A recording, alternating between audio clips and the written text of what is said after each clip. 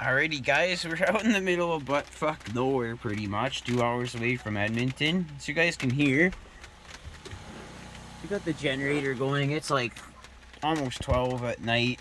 You guys wouldn't expect, we're in the back of my truck as you just kind of tell. We got the canopy windows, and but we got the TV, we got Super Mario. We were gonna watch some YouTube, which we probably actually could do, because I could hotspot it with my phone. And yeah, we're just chilling.